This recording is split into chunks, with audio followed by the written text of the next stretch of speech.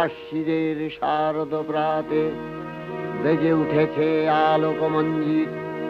ধরণীর বহিরাকাশে অন্তরিত মেঘমালা, প্রকৃতির অন্তরাকাশে জাগরিত জ্যোতির্ময়ী জগন্মাতার আগমন বার্তা।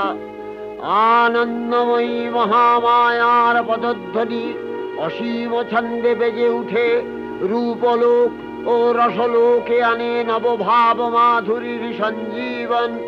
তাই আনন্দিতা শ্যামলী মাতৃকার চিন্ময়ীকে মৃন্ময়ীতে আবাহন।